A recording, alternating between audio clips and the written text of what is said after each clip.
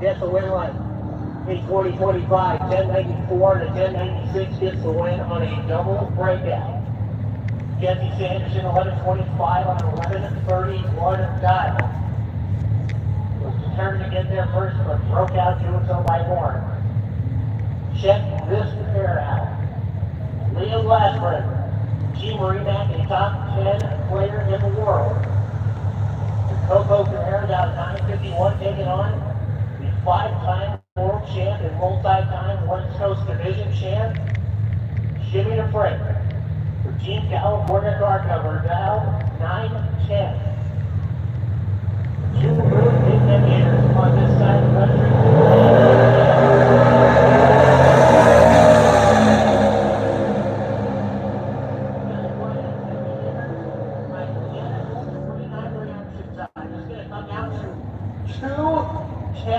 Thousandths of a second. Jim DeFrank gets it done on a double breakout. They go both the same exact under what they predicted. And it comes down to that little itty-bitty number, 5 places behind the decimal. 2/10,000ths of a second. California Car Cover Company moves on into round number 3. Jim Seymour, John Irving Sr. Papa John now to 1111. Another one of those double breakouts. Instead of 2/10,000ths this time, it's 2,000ths of a second. Going by way of Jim Seymour. We're having San Dimas-based Chevy Camaro in around number 3 and we're going to Trey Bennett. Part of that team, Justin Lane. 958 Kyle Brady, Coco Camaro. John Irving Jr. out 1080 Brady King the Duster.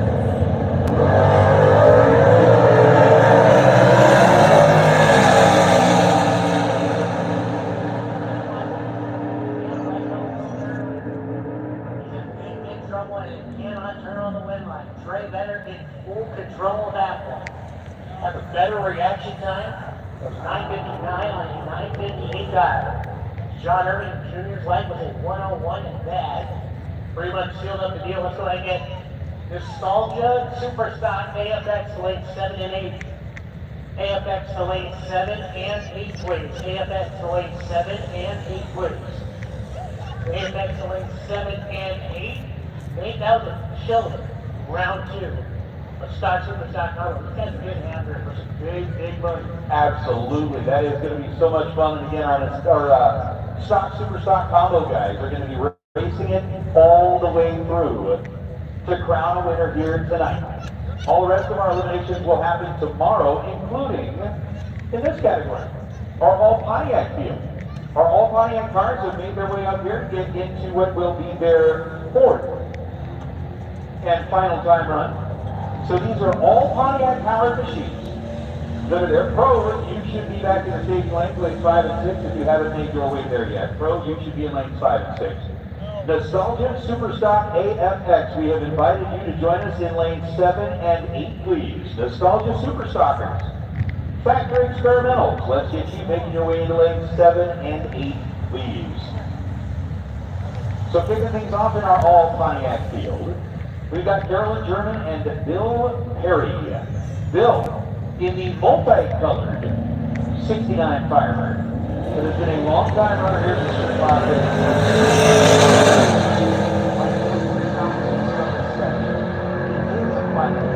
Carolyn German, 924 at 145 miles an hour. That thing was getting a hold of the racetrack pretty good. For a 1998 408 cubic inch power Trans Am. Bill Perry goes 1195 at 111 miles an hour. How about this one? 72 GTO coming in out of south of Jordan, Utah. That is piloted by Jane Thomas over on the right side of the racetrack. For Quentin Palazzi coming in out of Maricopa, Arizona. He has got a 1973 Firebird.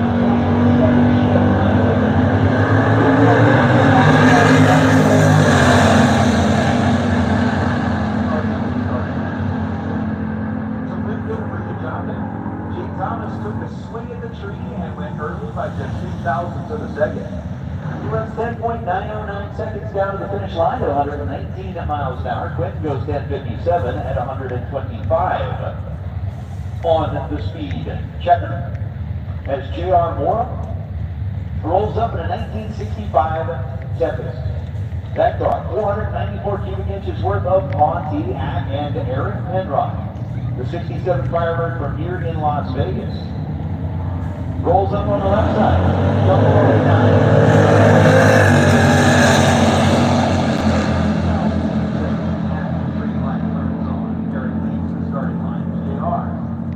67 lane. Mora, the quicker of the two cars in this time run, 10:26, 125 miles an hour. Eric Penrod puts up an 11:66 at 111 miles an hour as Frank Scorsia, already out of the water box, begins to bring his 1963 Le Mans. Yeah, we talked about this event being one that can be enjoyed by car enthusiasts of all types. Whether you like the autocross, whether you like drifting, whether you just like to bring your car out and show it, or whether you actually like to prove your mettle on the drag strip, one way or another, Muscle Cars at the Strip has got something for you.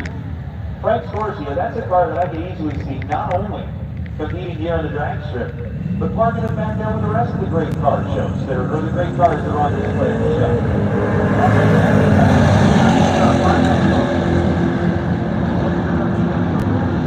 Starting line, 0:04, and then 9.91 seconds at 135 miles an hour for Mr. McIntyre. Frank Scorsia has 10:96 at 106 miles an hour. It's Ken Myers and Larry Smith. Smith, left side of the racetrack in the red 1965 GTO. The man behind the wheel is 72 years young. You've got to love that.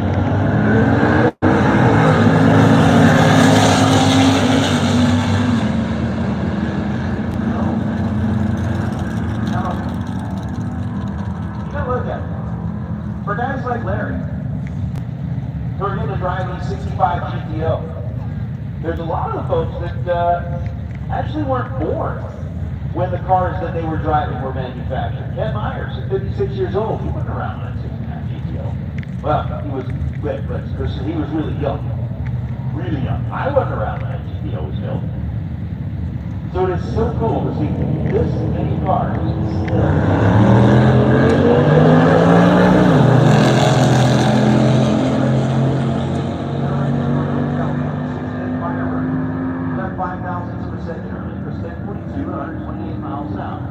Jackson Burgess puts up 11.88 seconds.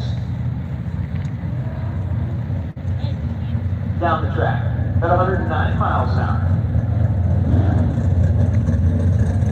So we move out of our Pontiac power line. These one is our pro category. These are going to be a lot more than door cars. They can utilize trans brake. You can't utilize electronics like you can in Super Pro. A lot of these cars many of them are street cars. Many of them now spend the entirety of their life on the racetrack. Like Greg Elzia. That one, you got license plate on it. At least it looks like you got license plate on it. You gotta love Corey Pants, 74 Duster. Out of Three Rivers, Michigan, rolling up left side in the Victor building.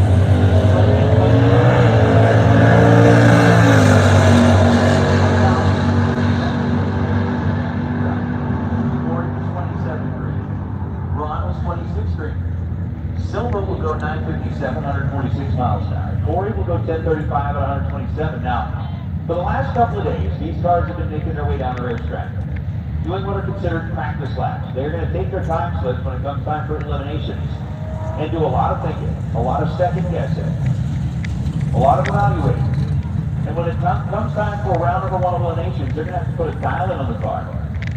That dial-in is what they're going to be able to use or try to use in order to beat their competitor. Right now, we're just practicing.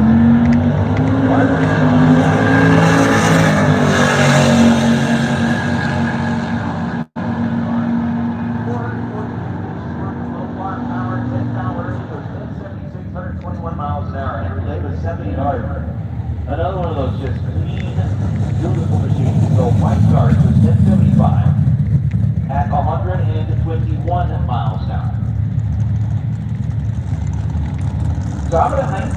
1979 El Camino. Yeah. I guarantee you, when somebody first looks at a 1979 El Camino, they don't see race car. Michael Jackson saw race car. Took that thing, tugged it out, put the big tires, tucked them up in there nice and neat.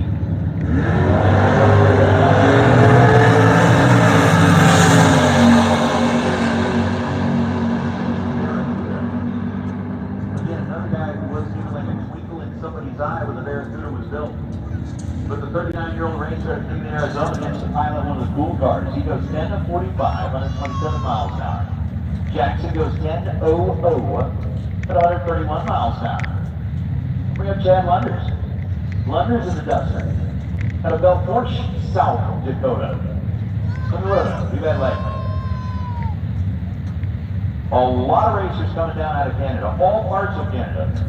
We've had Wisconsin, Michigan, South Dakota, North Dakota, Montana, Wyoming, Idaho, California, New Mexico, Arizona, Texas, all being represented here at Muscle Cars at the Strip.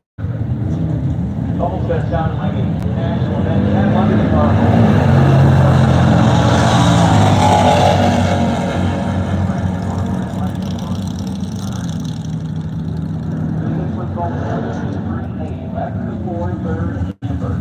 But we'll still get a time. So 1373 at 100 miles an hour. Sean Roos in the D150 again. Michigan and South Dakota. Here in Las Vegas. For Muscle Cars at the Strip. They made the trip to be here to be part of this event. Mike Aiken, Jay Waxler. Waxler coming in out of Fort Mojave, Arizona. Mike Aiken coming in out of El Monte, California. Aiken's on the left side in the black dark. Waxler is on the right side in the blue Duster.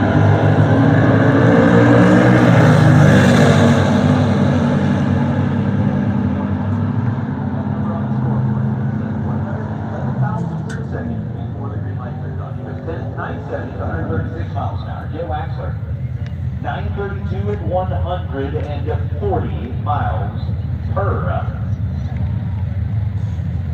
Michael Carter, that's the driver closest to the grandstands this time. The 68 Dart GTS model with 360 under the hood, and Peter Noyan. I'm talking about like from all over the U.S. and Canada. Noyan came all the way down to Fort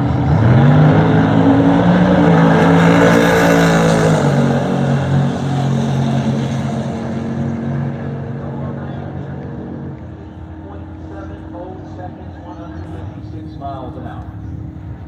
It is one thing to be able to get a race car to go sub 10 seconds. It is completely different to be able to go from like sub 10 seconds to mid-8s. You know, you think about kind of the being able to speed up a race car, the faster and the quicker you are trying to go, it gets exponentially more difficult. So Noyan runs 870, 156 miles an hour. It's Ian McKinsey and Jeff Blum. Maybe it's Blum. But it's Jeff. Coming out of Centerville.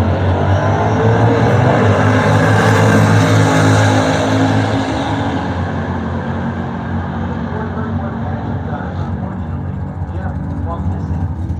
That's just leaving the center of the racetrack. That's 428 miles an hour left side. Racer from here in Vegas, who is one of those multi-generational drag racers. His daughters now racing junior dragsters and in a category called the Junior Street.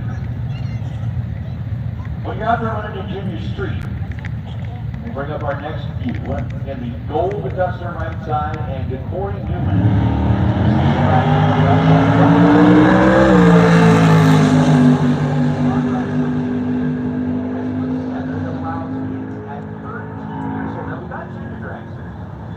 Which are purpose-built race cars that they can drive.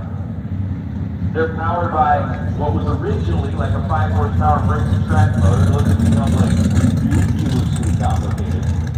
But they're still a whole lot of fun. And those junior dragsters will go 85 miles an hour at the 8th mile.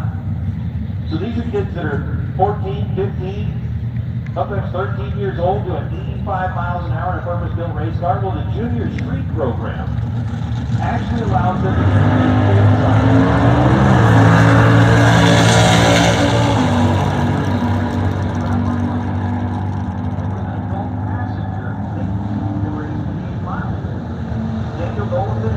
one Dodge ends up going 943 down the left side of the racetrack. Jeff Dutchin in the break. Goes 1018 at 129 miles an hour. The Dutchin is the 10th lap. Now Jeff Roper and Mike Owen.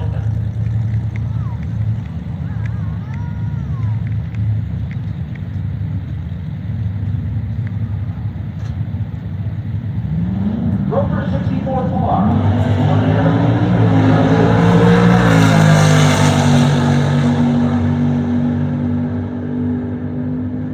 After whipping the wheels up, hills down, 41 green goes 970, 133 miles an hour. Jeff with the 1105 at or 123 miles an hour as well. We'll bring out Phil McCone and David Sweet. McCone in the green Duster. Sweet in the white Cornet with a red, yellow, and black. Kind of reminds me of the old like super shops. Yeah, I'm just saying a great super shop like that.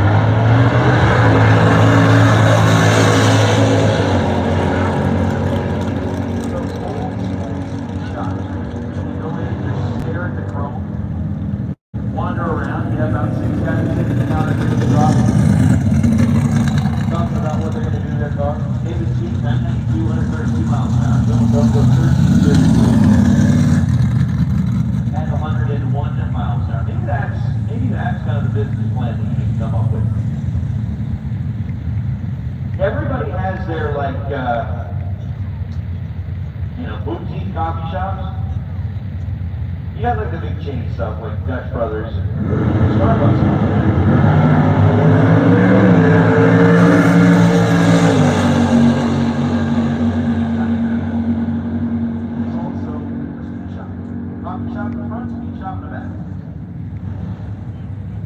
Come in, sit down, drink your coffee.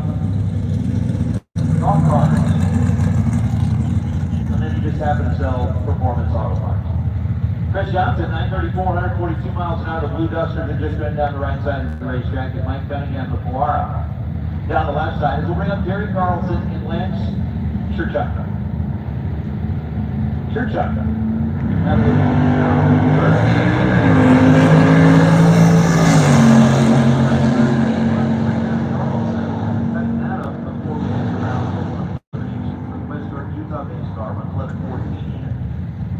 At 119 miles an hour, Churchuck 1163. Speaking of not fun cars, not a fun thing. Out of Plain City, Utah, that is Linda Pontiac. Going up against Brian Harlan. Harlan? The darkest one out of that.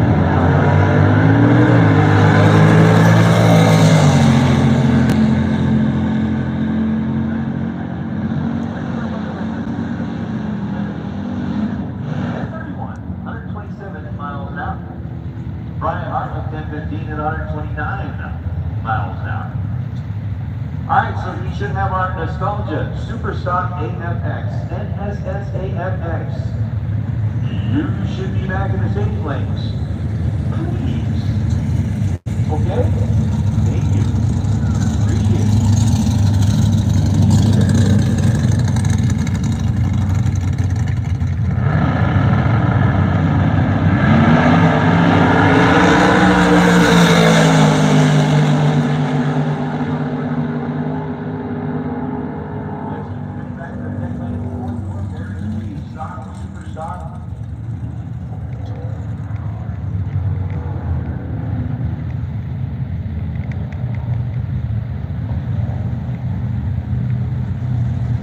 So stock, super stock, let's get you headed up towards the front of lanes 1 and 2, please. Stock, super stock, let's get you headed up towards the front of lanes 1 and 2, please. Stock, super stock, round number 3.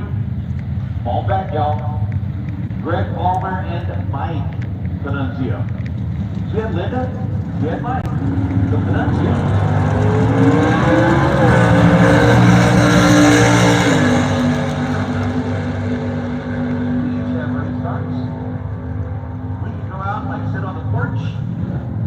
Grab our race cars and go drag racing. That's what Mike and Linda do. 10:52, 125 miles an hour for Mike. After no 43 reaction time, Greg Palmer left early by 36 thousandths of a second. And then goes 11.95 down the racetrack. And we're getting our nostalgic super stockers pulling out of the staging lanes and up towards the arch. Still got a good grouping of our pro cars out here, like this one. Vince Trentino. 2003 Mustang left side. And Shane Venancio. 67 Camaro right side. On the hood.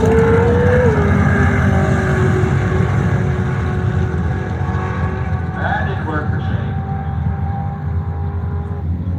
Vince is going to go 10:05, 134 miles an hour. So let me, in the words of what, Fire Marshal Bill, let me tell you something. Shane Venancio pulled one of the very most heads-up moves that a drag racer could make. When Shane mashed the gas, he immediately realized that something was wrong with the car. Folks may be looking at it going, well, why did he pull over to the side? Well, Shane pulled over to the side so that he wasn't in the middle of the groove. The groove being that dark stripe that kind of runs down the center of the racetrack on each side. That's kind of a good rubber. That's where everybody wants to run. But Shane realized, man, if something is wrong, if I am dripping anything, I'm going to pull over to the side. I'm going to get this car stopped as quickly and as safely as possible to minimize any of the cleanup that might be needed. Luckily enough, it doesn't look like we're going to have to do a lot of cleanup. It's just something broke in the rear end. That's given us some trouble in trying to back it up, so we're going to have to bring our rollback down here, load the car up, and get him cleared off the racetrack. But man, you know, that gentleman right there in the jeans and the black shirt, as soon as he realized that, he pulled over, and that is going to save a lot of time. And if there had been fluid coming out from underneath that race car, you got a safety here. It's a whole lot easier to clean up a puddle than it is a stripe. We saw that earlier this morning, right? We had a big puddle and we had a huge stripe. Took us a little while to clean it up. Shane, very heads up move. Thank you so much. Sorry to hear that something has gone wrong with your race car. We are definitely appreciative of you and of all the racers. All right, everybody, that's going to conclude our coverage of the drag racing portion of Muscle Cars at the Strip. Thanks, everybody, for watching and liking and signing on and subscribing and all that other fun stuff. We'll catch you guys next time. Thanks a bunch.